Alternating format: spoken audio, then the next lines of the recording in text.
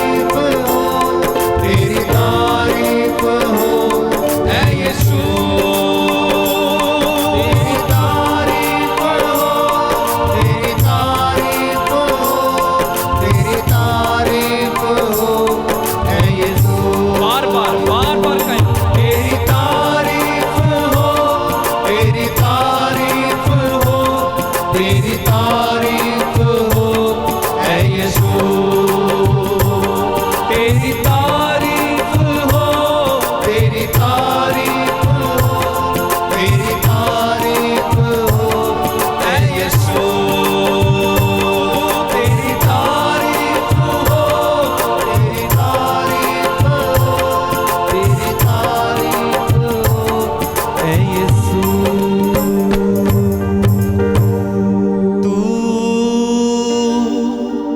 मेरा प्रिय है। दिल की गहराई से आंखें बंद रखकर गाएं। तू मेरा प्रिय है, तू मेरा मीत है, तू मेरा मीत है, मेरा मीत है, तू मेरा प्रिय है, तू मेरा प्रिय है, तू मेरा मीत है, तू मेरा मीत है। तेरी तारीफ हो, तेरी तारीफ हो, तेरी तारीफ हो ऐ यीशु। सब गाएं। तेरी तारीफ हो, तेरी तारीफ हो, तेरी तारीफ हो ऐ यीशु। तेरी तारीफ हो, तेरी तारीफ हो, तेरी तारीफ हो ऐ यीशु। तेरी तारीफ हो, तेरी तारीफ हो, ग्लोरीफाई यू लॉर्ड। तेरी तारीफ हो ऐ यीशु। आंखें बंद रखिएगा। प्रभु की उपस्थिति हमारे बीच में इस समय है। जब आप उसकी स्तुति गा रहे थे, उसकी महिमा कर रहे थे, उसकी तारीफ कर रहे थे, उसकी उपस्थिति हमारे बीच में आई है। उसकी उपस्थिति हमारे करीब है, हमारे ऊपर है। वो आपको जानता है, वो आपका पिता है, वो आपके साथ है। चाहे कितनी भी समस्या आए, चाहे आप कैसे भी हैं, कोई भी है, कहीं से भी है, कैसी भी जिंदगी क्यों ना जी रहे हैं, वो आपसे प्यार करता है। He loves you. Jesus loves you. Jesus loves you. He loves you, my dear brother. वो प्यार करता है आपसे। वो क्रूस, वो निशानी है, वो कोड़ों की मार, वो पीठ पर छलनी, घाव, वो कांटों का मुकुट, वो कलवारी से बहता हुआ एक एक लहू की बूंद की वो धारा, निशानी है उसके प्यार की आपके प्रति। He loves you. He loves you. He will never forsake you. He will never leave you. He loves you. आप उसके बच्चे हो, आप उसकी बेटे हो, आप उसकी बेटियां हो। उसके पास आए, उसके पास आए, उसके करीब आए। He loves you. He loves you. He loves you.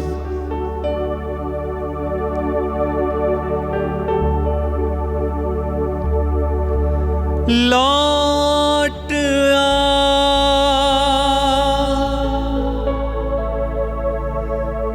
लौट आ,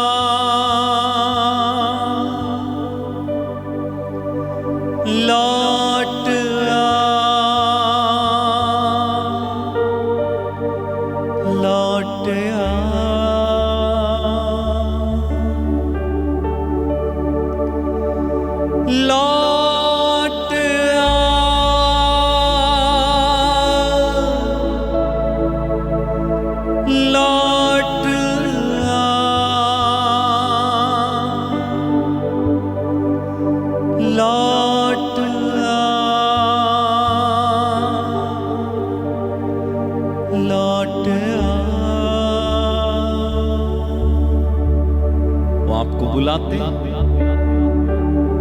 अपने हाथों को उठाकर जवाब दे, कहें प्रभु मैं आ रहा, I am coming to you Lord, मैं आपके करीब आ रहा।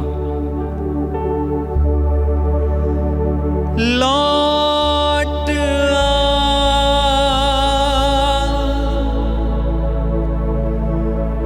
लौट आ,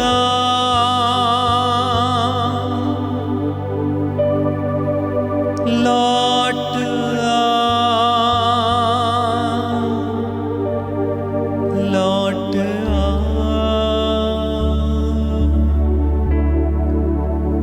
दुनिया की भीड़ में क्यों खो रहा, मिलेगा कुछ भी ना फल जो बो रहा। दुनिया की भीड़ में क्यों खो रहा, मिलेगा कुछ भी ना फल जो बो रहा। तू आजा घर लौट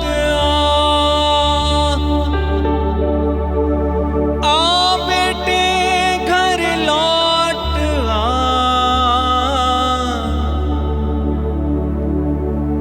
तू आजा घर लौट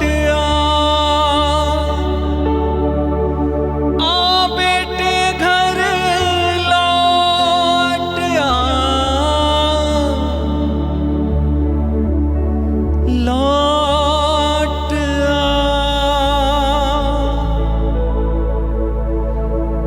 लौट आ,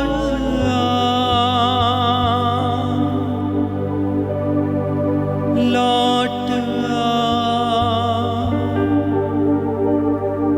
लौट आ।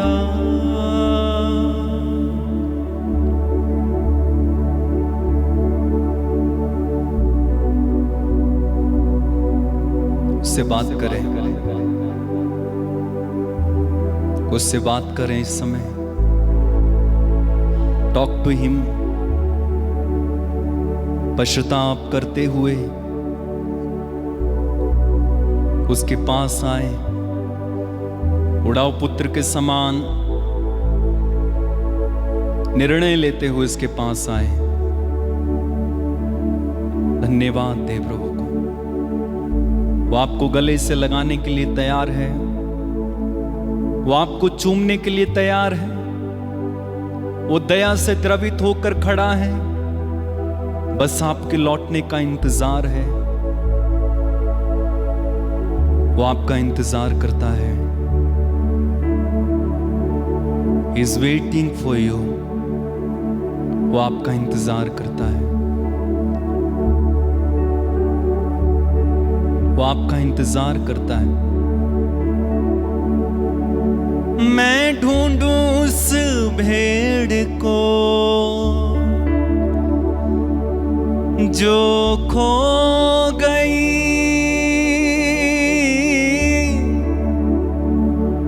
गुनाहों की जेल में बंद हो गई। मैं ढूंढूं उस भेड़ को जो खो गई, गुनाहों की जेल में बंद हो गई। मैं ढूंढूं उस भेड़ को जो खो गई, गुनाहों की जेल में बंद हो गई। लौट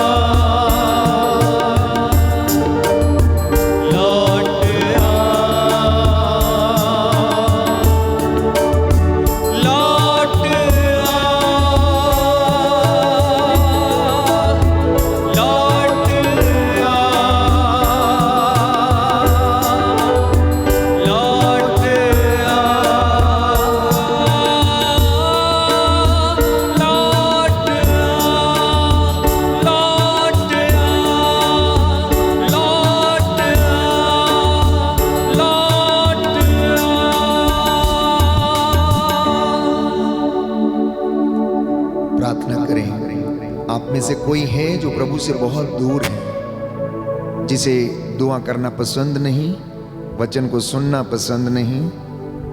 हो सकता है वो अपने जीवन में स्ट्रगल कर रहा है बहुत ज़्यादा कि मैं कैसे प्रार्थना करूं, कैसे पाप स्वीकार करूं, कैसे प्रायश्चित करूं। प्रार्थना करना, पवित्र आत्मा आपको सामर्थ्य से भरे, जिससे कि आप प्रभु के वचन को ध्यान पूर्वक सुने, अपने आप को प्रायश्चित के लिए तैयार कर सकें। प्रार्थना करें। ये आपके अभिषेक का समय है, आपको फिर से नया बनाने का ये समय है। मन, आत्मा, हृदय के, शरीर की हर प्रकार की बुराई से आजाद होने का ये समय है। अपने आप को पूरी तरह से ईश्वर के अधीन कीजिएगा। अपने आप को पूरी तरीके से ईश्वर के अधीन कीजिए, क्योंकि बाइबल कहती है आप ईश्वर के अधीन रहें, आप ईश्वर के अधीन रहें। शांति का ईश्वर शीघ्र ही शैतान को तुम्हारे पैरों के नीचे कुचल देगा। शांति का परमेश्वर शीघ्र ही शैतान को तुम्हारे पैरों के नीचे कुचल देगा। ये समय है प्रभु से बातें करने का, उसकी बातों को सुनने का ये समय है। कई लोग जीवन में भटके हुए हैं, कुछ नौजवान बेटे और बेटियां भटके हुए हैं, अपने काम में उलझे हुए हैं, पढ़ाई में उलझे हुए हैं। सफलता फिर भी नहीं मिलती है, सफलता फिर भी नहीं मिलती है। उन्नति आपसे कोसों दूर है। कुछ लोग कंफ्यूज हैं इस वक्त कि क्या ईश्वर आपका मार्गदर्शन करेगा या नहीं करेगा। प्रियजनों, वो हमारा प्रिय पिता है, स्वर्गीय अब्बा पिता है, जो हमें देखभाल करता है, हमें प्रेम करता है। हम कितने भी बुरे क्यों ना हो, फिर भी वो हमें बुलाता है आशीषों से भरने के लिए। इसलिए प्रभु से कहना, प्रभु मैं घायल हो जाता हूँ, मैं निराश हो जाता हूँ, बहुत जल्दी हताश हो जाता हूँ, मेरे जीवन की आशाएं टूट जाती हैं। प्रभु मैं टूटा हुआ हूँ, मुझे तेरी ज़रूरत है। कहना, बोलिए बोलिए प्रभु से, बातें कीजिए, बातें कीजिए। शायद आपको ये मौका दोबारा ना मिले इस तरीके से बातें करने का, इस तरीके से मनन चिंतन करने का। Ask the Lord, tell him everything what you have in your mind today. You and your Lord Jesus Christ talk to each other, surrender yourself. आपके बंधन खुल जाएंगे प्यारे भाइयों और बहनों, विश्वास करना। आज का वचन आपका जीवन बदलेगा। यशायाह नबी का ग्रंथ अध्याय 30 पद संख्या 15, उसने कहा प्रायश्चित और स्वीकृति में तेरा कल्याण है। आप में से कोई है जो सक्सेस नहीं है, उसके जीवन में उन्नति नहीं है। प्रार्थना करना, प्रार्थना करना। प्रभु आज ये जुआ तोड़ डालेगा। आपके जो बंधन है जुए के रूप में आज ये टूटेंगे, इन्हें टूटना होगा। यीशु आपको आज़ाद करना चाहता है, वो आपको स्वतंत्र करना चाहता है। यीशु के करीब आना, पवित्र आत्मा को पुकारना, कहना पवित्र आत्मा मुझे यीशु के करीब लेके जा, यीशु के करीब लेके जा, अनुग्रह के सिंहासन के करीब लेके जा, जिससे कि मुझे वहाँ से दया मिले। आज मैं तेरी दया को अनुभव करना चाहता हूँ। Lord I want to experience your mercy, Lord I want to experience your love, Lord I want to experience you in my life, I want to see your glory. मैं आज आपकी महिमा देखना चाहता हूँ मेरे जीवन में। अपनी व्यक्तिगत परेशानियों को समर्पित करना, परिवार की समस्याओं को समर्पित करना। कोई है जो संतान के वरदान के लिए तरस रहा है, दोनों दंपति, पति और पत्नी, आप समर्पित करें। There is somebody whom God is healing right now. Yeshu के नाम पर आप आज़ाद हो रहे हैं पुराने जीवन की निरर्थक जीवनचर्या से। एक व्यक्ति है जिसके शरीर में समस्या है, गुप्त अंगों में समस्या, यीशु आपको आज़ाद करता है। Be healed and cleansed, be healed and cleansed in the name of Jesus. आप में से कुछ आंसू बहा रहे हैं, यीशु आपके आंसुओं को देख रहा है। Be healed and cleansed in the name of Jesus. आप में से कोई है जो आर्थिक तंगी में है। There is someone who is suffering from financial crisis.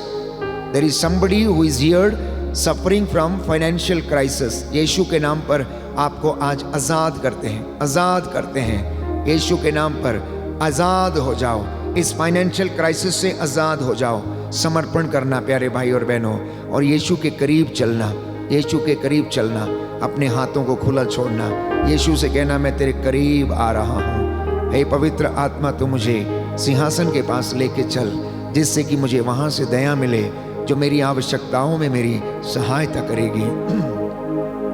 पवित्र आत्मा, पवित्र आत्मा, पवित्र आत्मा, पवित्र आत्मा, मुझे ले जाओ यीशु के चरणों में। पवित्र आत्मा, मुझे ले जाओ यीशु के चरणों में। पवित्र आत्मा, पवित्र आत्मा, पवित्र आत्मा, पवित्र आत्मा, पवित्र आत्मा, मुझे ले जाओ यीशु के चरणों में। पवित्र आत्मा, सिर्फ तेरे लिए, मुझे ले जाओ यीशु के चरणों में। पवित्र आत्मा, पवित्र आत्मा, पवित्र आत्मा। प्रियजनों, यीशु ने हमारे लिए एक बहुत अच्छी योजना बनाई। वो जो योजना आप जानते हैं क्या है? कि इस पृथ्वी के ऊपर जिन बातों का तुम निषेध करोगे, स्वर्ग में भी उन बातों का निषेध रहेगा। इस पृथ्वी पर जिसको उसके बंधनों से आजाद कर दोगे, स्वर्ग में भी वो व्यक्ति आजाद रहेगा। ये बात उसने अपने चेलों से कही। तुम जिस पर हाथ रख दोगे वो चंगे हो जाएंगे, जिसके पाप क्षमा कर दोगे वो क्षमा हो जाएंगे। कई बार हमें यह डाउट होता है कि हमें आखिर इंसान से के पास जाकर, पुरोहित के पास जाकर अपने पाप बताने की जरूरत क्या है? प्यारे भाइयों और बहनों, एक पुरोहित, जैसा मैंने कहा, पुरानी व्यवस्था में हम पढ़ते हैं 12 वंशों में एक वंश लेवियों का वंश अर्थात याजकों का वंश चुना गया था और उन्हें यह जिम्मेदारियां दी गई थी। यीशु मसीह ने भी अपने 12 चेलों को चुना और अपनी सेवकाई को आगे बढ़ाने के लिए उन्होंने ऐसा किया ताकि उनकी सेवकाई चलती रहे। जो काम यीशु ने किए थे, उसके दास, उसके चुने हुए याजक अब उस काम को करते रहे। तो उन्होंने प्रायश्चित के संस्कार का अनुष्ठान किया, जिसे कलीसिया ने, कैथोलिक कलीसिया ने, प्यारे भाइयों और बहनों, अपनी प्रथाओं में शामिल किया। और आज जब एक पुरोहित पाप स्वीकार करता है तो that becomes an important event in the life of the church. एक पुरोहित का पाप स्वीकार उसकी कलीसिया में एक महत्वपूर्ण इवेंट बन जाता है। इसी तरीके से एक परिवार में माता पिता का कन्फेशन उसके परिवार के लिए उद्धार का कारण बन जाता है एंड एक इंपॉर्टेंट इवेंट बन जाता है। पाप स्वीकार का संस्कार, यह ग्रेस केवल उस व्यक्ति को नहीं मिलती जो पाप स्वीकार करता है, लेकिन वो अपने घर में भी उसी ग्रेस को लेकर जाता है और दूसरों को उस ग्रेस से ब्लेस करता है। प्यारे भाइयों और बहनों, मान लीजिए कि आपके घर में कोई एक ऐसा व्यक्ति है जिसका जीवन बड़ा बिखरा हुआ है, टूटा हुआ है, निराश है, सबको तंग करता है, सबको परेशान करता है, मारता है, पीटता है, झगड़ा करता है। अब वो व्यक्ति यदि प्रायश्चित कर लेता है, जीवन बदल लेता है, तो ये आशीष पूरे परिवार के लिए ठहरती है और पूरे परिवार में आनंद और खुशी आती है। वो कृपा जो पाप स्वीकार संस्कार में मिलती है, ये ना केवल उसको बल्कि पूरे परिवार को मिलती है। मैंने कई बार लोगों को समझाने का प्रयास किया और उनको बताया कि कन्फेशनल जहां पर आप जाते हैं वो एक गैराज के समान है, जहां पर आप और मैं अपनी टूटी फूटी मोटरसाइकिल लेकर जाते हैं। वो गंदी होती है, मिट्टी से सनी हुई होती है, उसके व्हील्स में ग्रीस खत्म हो जाती है, वो बहुत जाम चलने लगती है, उसका स्वरूप बिगड़ा हुआ होता है। वहाँ पर अभी होता क्या है, कस्टमर आता है, अपनी बाइक को छोड़कर वहाँ पर चला जाता है और थोड़ी देर के बाद मैकेनिक आता है, उसको स्पैनर इस्तेमाल करके उसको खोलता है, उसको अनलॉक करता है, उसके सारे पार्ट्स को क्या करता, अनलॉक करता है, उसको वॉश करता है, ग्रीस करता है, लुब्रिकेंट डालता है, उसके बाद फिट करता है, पार्ट्स को चेंज करता है, उसके बाद फिर से फिट करके फिर उसको वॉशिंग पे लेके जाता है, वॉशिंग के बाद उसको पॉलिश लगाता है, फिर उसको सफाई करता है और उसके बाद जब वो रेडी हो जाती है वो बाहर शोरूम के फिर से खड़ी हो जाती है। अब कस्टमर आता है, उसको लेकर जाता है, कुछ दिनों के लिए वो बहुत अच्छी चलती है, बहुत सॉफ्ट चलती है, उसको चलाने में बड़ा मज़ा आता है, लेकिन फिर से 2, 4, 6 महीने के बाद वो गंदी होने लगती है। यदि आप उसको वॉश ना करें, धोएं ना, तो क्या होता है, फिर से वो वैसे ही आपको परेशान करने लगती है। इंसान की हकीकत भी यही है, इंसान की हकीकत भी यही है। रोज़मर्रा की ज़िंदगी में अपने कामों में व्यस्त रहने के बाद वो थक जाता है, निराश हो जाता है, टूट जाता है, दुख मिलता है, बीमारी आ जाती है, आर्थिक तंगी आ जाती है, पाप हो जाते हैं, अपराध बोध में पड़ जाता है। तो कलीसिया ने ये प्रावधान रखा है कि आप उस कन्फेशनल रूपी गराज में जाएं, वहां आपका मैकेनिक बैठा हुआ है जो आपकी आत्माओं का उद्धार कर सकता है। वो आपकी आत्माओं का उद्धार कर सकता है। और जब आप जाते हैं, अपने आप को डिस्क्लोज करते हैं, अपनी बातों को आप कहते हैं, अपनी अनकही बातों को आप जब शेयर करते हैं, तो उसके बाद प्यारे भाइयों और बहनों, पुरोहित वहां पर कलीसिया के द्वारा दिया गया अधिकार का इस्तेमाल करके ये कहता है, Lord through the death and resurrection of his life,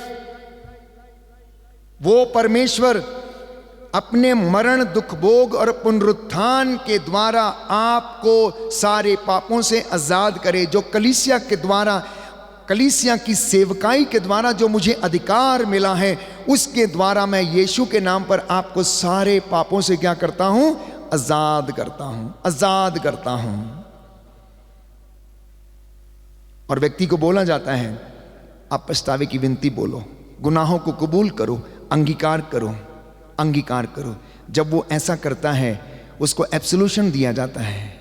absolution जब दिया जाता है, उसको हल्का महसूस होता है। फिर पुरोहित दंड मोचन देता है कि आपका पेनेंस ये होगा, जाकर 4 बार प्रणाम मरिया बोलो, 1 बार हे पिता हमारा बोलो। जितना बड़ा पाप उतना बड़ा दंड, दंड मोचन उतना बड़ा प्रायश्चित। Bigger the sin, bigger the repentance, bigger the crime, bigger the penalty. यहां प्रभु आपको क्षमा करता है, लेकिन जो आपको दंड मोचन की क्रिया दी जाती है, वो ये याद दिलाने के लिए दी जाती है कि हमें सैक्रिफाइस करना है, हमें उसका दंड भुगतना है। और वो दंड कैसा है? घुटना टेको, 10 बार साम पढ़ो, परमेश्वर को खुश करो, मनुष्यों को खुश मत करो, परमेश्वर को खुश करो। जब आप जज के सामने जाते हैं, आपने क्राइम किया है, जज को आपके ऊपर तरस आ जाता है और जज कहता है कोई बात नहीं, 5 साल की सज़ा है, नो प्रॉब्लम, आपकी सज़ा माफ़ है, आप एक काम करो 500 रुपये जुर्माना भर दो और आप जा सकते हैं। वो बोलता है 500 रुपये नहीं है, ठीक है तो 500 नहीं तो आप 2 महीना जेल के अंदर काट के जाओ। है ही नहीं, ऐसा ही होता है या नहीं होता है? ये जज बोलता है ठीक है 5 साल से आपके 3 साल कम कर दिए, 2 साल दिए हैं आपको, अगर आप इसमें अच्छा आचरण करोगे तो आपको और सजा कम हो जाएगी और माफ कर दिया जाएगा। ये सांसारिक बातें, लेकिन यहां प्रभु संपूर्ण रूप से क्षमा करता है, एब्सॉल्व कर देता है और आपको क्या एक छोटा सा पेनेंस उसके बदले में करना पड़ता है। आत्मा मारू पापों के लिए, जिन्होंने आत्मा मारू पाप किए हैं उनके लिए दंड मोचन दिया जाता है और पुरोहित डिसाइड करता है उस वक्त प्रभु की कृपा से कि कितना बड़ा पेनेंस उसको दिया जाए।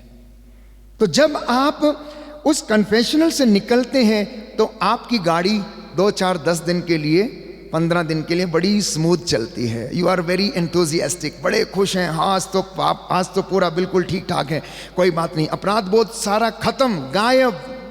आप फील करेंगे ऐसा, आप फील करेंगे, आप करिए। लेकिन जैसे ही 10वें 11वें दिन जैसे ही फिर से कोई गलत काम, ओहो पश्चाताप किया था, आप दोबारा करना पड़ेगा, फिर से अपराध बोध खाने लगता है। तो प्रभु ने मेरे और आपके लिए ये प्रावधान रखा है कि हम पुरोहित के पास जाकर उसके द्वारा अपने पापों का इस्तकबाल कर सकें, हम उसको इकरार कर सकें, उसका इकरार कर सकें कि नहीं हम गुनाहगार हैं। नाकेदार के जैसे जिसने मंदिर के द्वार पर घुटना टेक कर छाती पीट पीट कर उसने कहा कि मुझ पापी पर दया कर। आप क्या समझते हैं कि उसने कभी दान नहीं दिया होगा? आप क्या समझते हैं कि उसने कभी पुण्य नहीं किया होगा? लेकिन बाइबल ये नहीं कहती। वो नाकेदार था, धनी व्यक्ति था, बड़ा आदमी था, लेकिन फिर भी उसने अपने गुनाहों का इकरार किया, उसने अपने गुनाहों का इकरार किया। शतपति ने यह कहा मेरे पास सैकड़ों नौकर हैं, एक से कहता हूं आओ तो आता है, दूसरे से कहता हूं जाओ तो वो जाता है। यीशु यदि आप एक शब्द कह दें तो मेरा नौकर चंगा हो जाएगा। विश्वास को व्यक्त किया उसने, विश्वास को व्यक्त किया प्यारे भाइयों और बहनों। तो आज वो कृपा आपके जीवन में भी आने वाली है।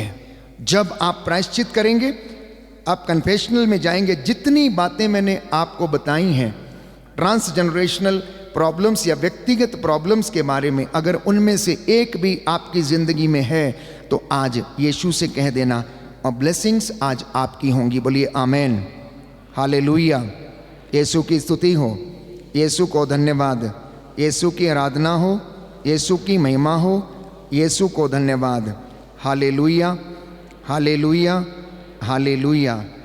हमारे जीवन में प्रायश्चित का अभाव है, इसलिए कृपा जो है वो ब्लॉक है, पहली बात। दूसरी बात, बिना प्रायश्चित के प्यारे भाइयों और बहनों हम ईश्वर की आशीष को ग्रहण नहीं कर सकते हैं। Book of Isaiah chapter 30 verse 15 प्रभु का वचन कहता है प्रायश्चित और स्वीकृति में ही तेरा कल्याण है, बाकी किसी दूसरी चीज में नहीं है। Book of Isaiah chapter 30 verse 15 सुंदर वचन है प्रायश्चित के लिए प्यारे भाइयों और बहनों, कि जब तक तू प्रायश्चित नहीं करेगा, अंगीकार नहीं करेगा, तब तक तेरा कल्याण नहीं होगा और तू महिमा पाएगा। तो जब तक तू गवाही नहीं देगा तब तक महिमा नहीं देख पाएगा, क्योंकि पाप विनाश की ओर लेकर जाता है। कहां लेकर जाता है? विनाश की ओर लेकर जाता है। लेकिन प्रायश्चित प्रभु की दया की ओर लेकर जाती है। प्रायश्चित क्या करता है? प्रभु की दया की ओर लेकर जाती है।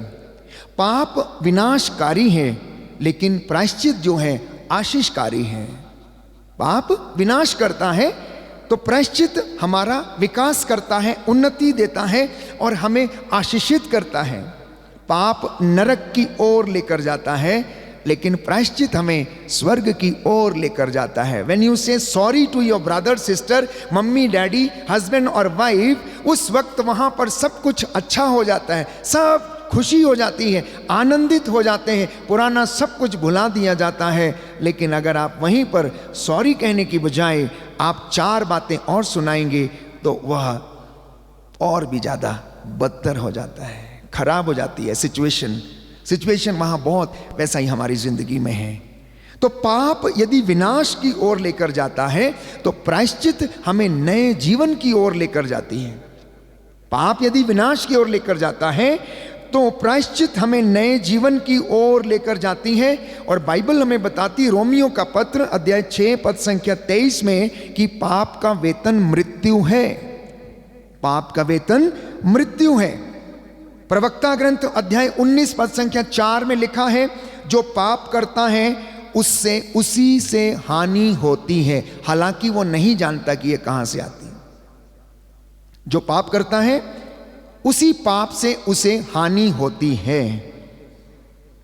आप जिस चीज से पाप करेंगे वही चीज आपको क्या करेगी?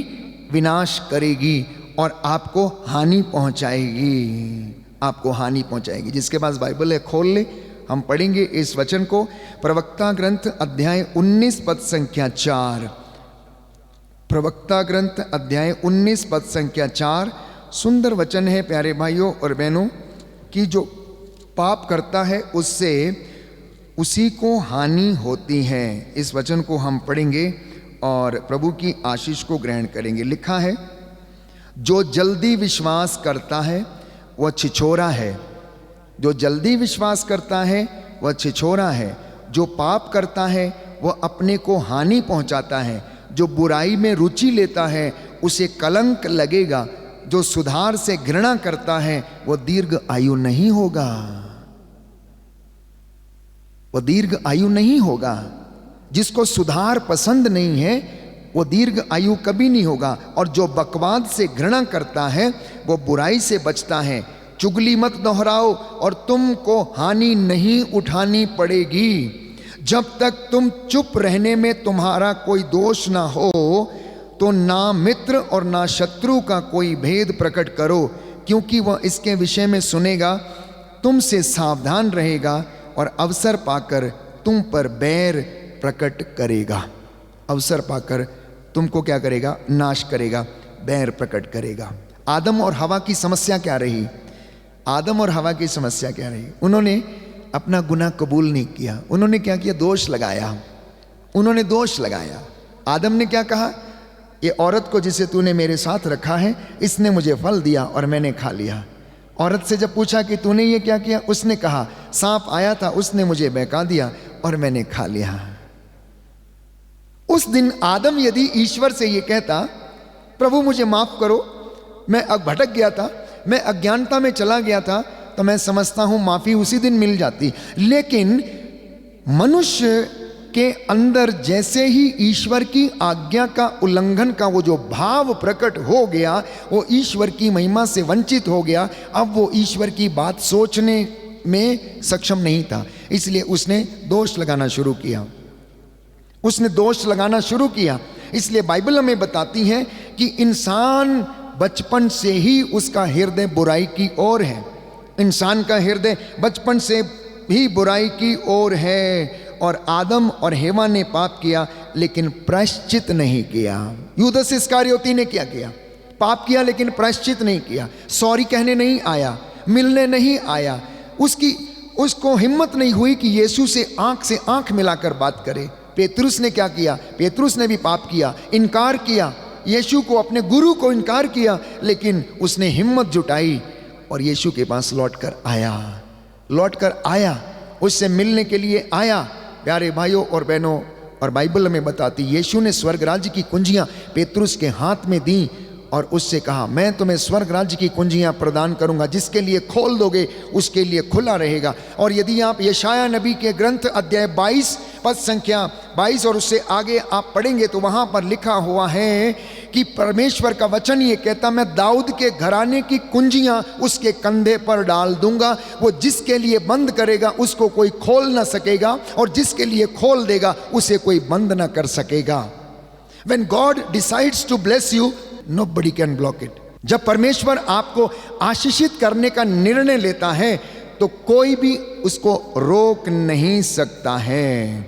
कोई भी उसको रोक नहीं सकता है। लेकिन विडंबना ये है, आयरनी ये है कि इंसान अपने मार्ग से भटका हुआ है, इंसान अपने मार्ग से भटका है। यशायाह नबी का ग्रंथ अध्याय 53 पद संख्या 6।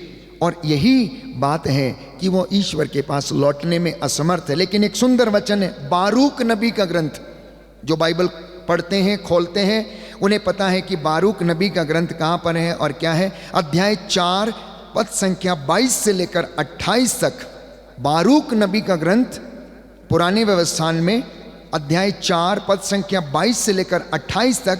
अब तुम 10 गुना उत्साह से प्रभु के पास लौट कर चले आओ। 10 गुना उत्साह के साथ तुम प्रभु के पास लौट कर चले आओ। पहले तुमने ऐसा किया था कि तुम प्रभु के पास से दूर चले गए, लेकिन अब तुम 10 गुना उत्साह के साथ उसके पास लौटो। तो जब आप 10 गुना उत्साह के साथ लौटकर वापस आते हैं तो ये आपका रेजोल्यूशन हो जाता है, ये आपका एक निर्णय हो जाता है। As I said, repentance is a decision, coming back is a decision, getting up is a decision, going and telling is a decision. कि मैंने निर्णय लिया है कि मैं लौटूंगा, मैंने डिसाइड कर लिया मैं बोलूंगा, मैंने ये भी मन में सोच लिया है कि मैं प्रभु से कहूंगा। So ultimately repentance is a decision, पश्चाताप एक निर्णय है। और निर्णय करने के बाद दोबारा उस जगह पर वापस नहीं जाना। अन्यथा बाइबल ये कहती है कि जो व्यक्ति निर्णय करने के बाद लौटता है वो नहाई हुई सुअरी के समान है, नहाए हुए सुअर के समान, जो कि फिर से उसी गंदे पानी में जाता है और फिर से लौटता है और उसका माली उसे फिर से नहलाता है। ऐसा आचरण नहीं करना, नहाए हुए सुअर के जैसा नहीं। या फिर कुत्ता जो अपना ही वमन खाता है, वमन मतलब अपनी ही उल्टी खाता है, वो पेट भरता है, वो निकालता है, उसी को खाता है। कहता है तुम्हारा आचरण ऐसा ना हो कि तुमने एक बार जो ग्रहण कर लिया है अब उसमें दोबारा उस गंदी जिंदगी में लौटने का प्रयास नहीं करना, बल्कि उस आशीष में रहना। ये मेरे और आपके लिए निहायती ज़रूरी है। कुछ उदाहरण हैं बाइबल में हम पाते हैं। लूकस के सुसमाचार अध्याय 15 में और अध्याय 19 में 2 लोगों के विषय में उदाहरण है, उड़ाऊ पुत्र के और जक्केउस के विषय में उदाहरण है। जक्केउस के विषय में, उड़ाऊ पुत्र का मैंने आपके साथ जिक्र किया उसकी बातों का। जक्केउस के विषय में थोड़ा सा मैं आपसे बातचीत करना चाहता हूं कि जक्केउस का जीवन कैसा था। जक्केउस नाटे कद का था, पहली बात छोटा था। दूसरा काम उसका था लोगों को ठगना। तीसरा काम था कमीशन से अपनी जिंदगी चलाना। चौथा काम था उसका ब्याज लेना, सूद देना, और इस तरीके से अपने घर को उसने भरना। और हर तरीके का काम वो भोग विलास, नशा, ठगी, अन्याय का काम करता था। और उसको पेट नाम मिल गया था, ठग। यही कारण था उसने अपने आप को भीड़ से छिपाया, क्योंकि भीड़ उसको देखकर उसके पेट नाम से उसको बुलाती थी। खड़ूस आ गया, ठगने वाला आ गया, धोखेबाज आ गया, अरे भैया इससे सावधान रहना। ये बातें सुनकर उसे बड़ा अच्छा नहीं लगता था। हालांकि वो धनी व्यक्ति था, उसके पास पैसा, शान और शौकत, शोहरत सब कुछ थी, लेकिन कुछ मिसिंग था, शांति मिसिंग थी। उसके अंदर जो उसको चाहिए था वो नहीं मिल रहा था। इसलिए उसने क्या किया, अपने अपराध बोझ से वो छिपना चाहता। इसलिए क्या किया, दौड़ के भी यीशु के रास्ते में गया, सिकामोर पेड़ के ऊपर चढ़ गया, जिसे हिंदी में गूलर का शब्द से पुकारा गया है, गूलर शब्द। तो अगर आप गूगल करेंगे तो सिकामोर ट्री की खासियत जानते हैं क्या? वो इतना घना है, इतना घना है, कोई चीज उसके अंदर अगर बैठ जाए तो आप उसे बाहर से देख नहीं सकते हैं, आप उसे बाहर से देख नहीं सकते हैं। अच्छा, जक्केउस और आदम की जिंदगी में क्या था? एक समानता थी। आदम ने पत्तों में अपने आप को छिपाया, जक्केउस ने भी अपने आप को पत्तों में छिपाया। क्यों छिपाया? आदम के अंदर अपराध बोध आया, ईश्वर से डरने लगा, इसलिए छुपाया। ये यीशु के सामने उससे मिल नहीं पा रहा था, इसलिए इसने भी अपने आप को पत्तों के बीच में छिपा लिया ताकि कोई देख ना पाए। लेकिन प्रभु यीशु तो हृदयों की बातों को जानने वाला इंसान, वो भला कैसे ना जानेगा? दूसरी बात, यूहन्ना के सुसमाचार में हम पढ़ते हैं कि ईश्वर तो आत्मा है और वो चाहता है कि उसके आराधक क्या करें, आत्मा और हृदय की सच्चाई से उसकी आराधना करें। वो तो आत्मा है। तीसरा वचन है कि वो तो हृदय की बातों को जानता है, कौन कहाँ है सब कुछ जानता है। चौथी बात वो जानता है आपके घर की चार दीवारी उसकी आंखों के सामने रहती है। पांचवी बात है भले और बुरे दोनों पर अपना सूरज उगाता है। छठवीं बात है कि आत्मा ईश्वर के हृदय की थाह लेता है। सातवीं बात है भजन संहिता 139 में स्तोत्रकार कहता है चाहे मैं लेटूं, चाहे मैं बैठूं, चाहे आसमान चढ़ जाऊं, चाहे बादलों में छिपाऊं, चाहे पताल में उतरूं, चाहे समुद्र में उतरूं, तू सब जगह है, तू मुझे सब जगह देखता है। अब बताइए जकेउस कैसे बच जाएगा उससे, जो सब जगह देखता है, सब कुछ जानता है। जकेउस कैसे बच सकता था? नहीं बच सका। और एक आखिरी बात इस विषय में कि जकेउस उसको पूरे मन से खोज रहा था। जो उसे पूरे मन से खोजता वो उसे मिल जाता। तो यीशु मसीह पेड़ के नीचे जैसे ही आया सारी भीड़ को नजरअंदाज कर दिया उसने, सारी भीड़ को नजरअंदाज कर दिया उसने। और हुआ क्या, ऊपर देखा जकेउस नीचे आ जाओ। जकेउस हैरान, आश्चर्यचकित, मेरा नाम कैसे जानता है? मैं तो कभी मिला भी नहीं इस व्यक्ति से, ये मेरा नाम कैसे जानता है? आप में से जब कुछ लोगों के नाम लिए जाते हैं, चंगाइयों को डिक्लेयर किया जाता है, प्यारे भाइयों और बहनों, आप आश्चर्यचकित हो जाते हैं कि हमारा नाम कैसे पुकारा गया। जकेउस का भी नाम ऐसे ही पुकारा गया था। यीशु ने आत्मा से भरकर, उसे मालूम था कि ये जकेउस उसको सच्चे हृदय से खोज रहा है। जकेउस जल्दी नीचे आओ, जल्दी नीचे आओ। हैरान हो गया। सबसे पहली बात, बड़ी बात थी कि इसको मेरा नाम कैसे मालूम है? मैं इतना छोटा व्यक्ति, ये इतना बड़ा व्यक्ति, ये मुझे बुला रहा है, मुझसे मिलना चाहता है। वो दौड़ के नीचे आया। बाइबल में ये बातें नहीं लिखी हैं क्योंकि यूहन्ना लिखता है कि अगर सारी बातें लिखी गई हो तो दुनिया की पुस्तकें कम पड़ती। अगर आप इन बिटवीन द लाइन पढ़ेंगे तो वहां पर 5-10 मिनट जरूर वार्तालाप हुआ होगा।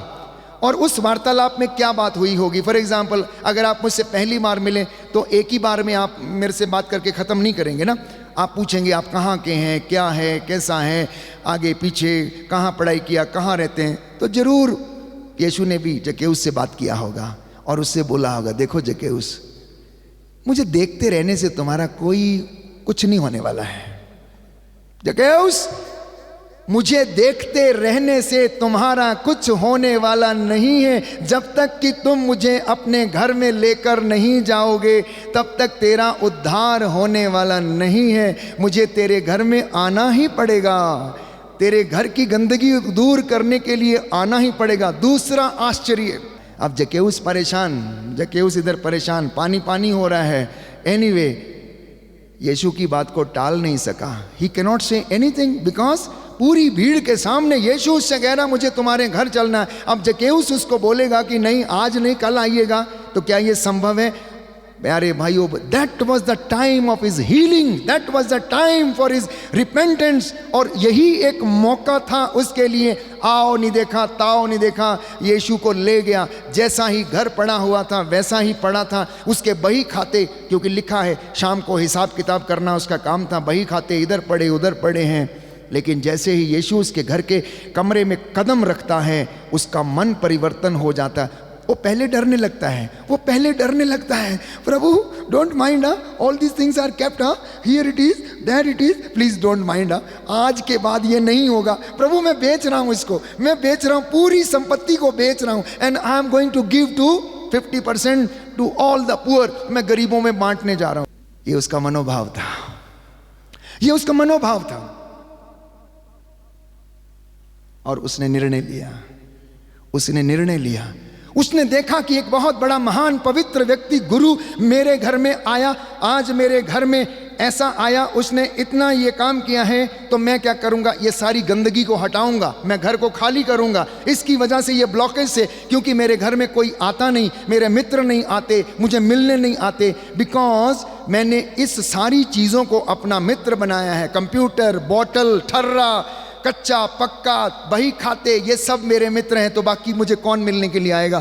कोई नहीं आएगा मिलने के लिए। ये मेरे मित्र हैं, मेरे अपने चीज़ें, पर्सनल चीज़ें जिनके प्रति मैं आसक्त रहता हूँ। उसने कहा आज मैं इनको बेचूंगा। 50% I will distribute to the poor. उसके बाद कहा जिसको जिसको मैंने चीटिंग किया है, ठगा है, उसका मैं 4 गुना लौटाऊंगा। अगर किसी का 10 लिया है तो मैं 4 गुना मतलब 40 उसको वापस करूंगा।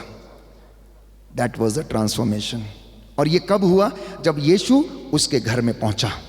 जब यीशु उसके घर में पहुंचा, ठीक वैसे ही जब यीशु हमारी जिंदगी में आता है तो हमारे जीवन में भी वो परिवर्तन, ट्रांसफॉर्मेशन आने लगती हैं। अब क्या करना है? यीशु को अपने साथ में लेकर जाया करो, हमेशा उसको अपने साथ रखा करो। हमेशा सुबह उठते, शाम को बैठते, शाम को जब सोने जाते हैं, क्रूस का चिन्ह अंकित करके अपने आप को सिर से लेकर पांव की तलियों तक आप लहू से संरक्षित किया करो। अपने कमरों को चारों कोनों में ब्लेस किया करो, अपने घर को चारों कोनों में ब्लेस किया करो। घर की मालकिन, घर का बड़ा व्यक्ति अपने कैंपस को ब्लेस करे, यीशु के लहू के संरक्षण की मांग करे।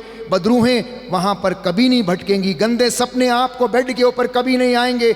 बहुत से लोगों की शिकायत है कि रात को दुष्ट आत्मा मुझे सताती है, हमारे साथ गलत काम करती हैं, क्योंकि आप अपने आप को समर्पित नहीं करते, प्रभु के अधिकार में आप नहीं देते हैं।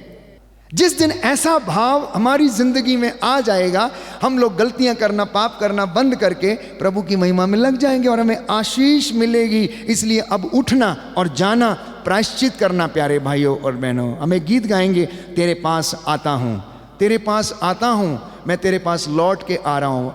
प्रभु ने आपको बुलाया था कि लौट आ, लौट आ। अब आपका और मेरा प्रत्युत्तर, मतलब what is our answer? You tell Jesus I am coming, Jesus I am coming, Lord I am coming to you, Lord I am coming to you. मुझे अपने बाहों में ले ले और मुझे अपना बना ले और मुझे माफ़ कर दे।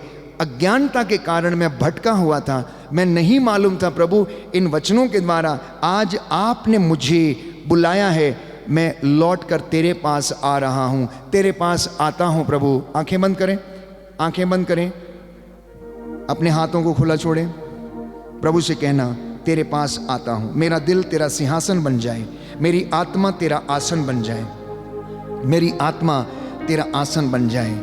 आज से निर्णय लेना कि हम पश्चाताप करेंगे, निर्णय लेना कि हम उपवास करेंगे, निर्णय लेना कि हम प्रभु के साथ रहेंगे, निर्णय लेना कि हम शैतान से लड़ेंगे, हम शैतान से लड़ेंगे और आत्मिक उन्नति करेंगे। शैतान से लड़ना अच्छी बातें बोल के, सच बोल के, उपवास करके, प्रार्थना करके, और शैतान को अवसर नहीं देना।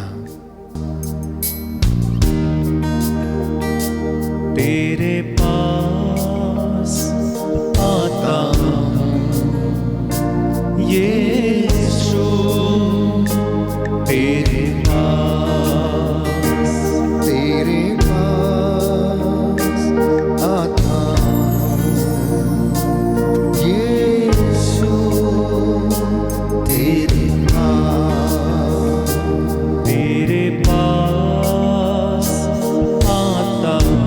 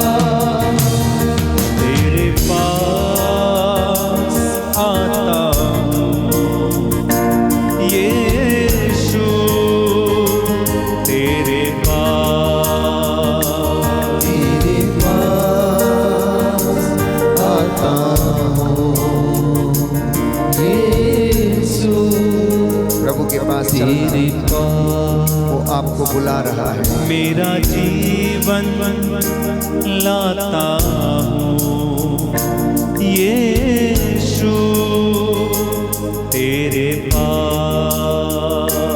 मेरा जीवन लाता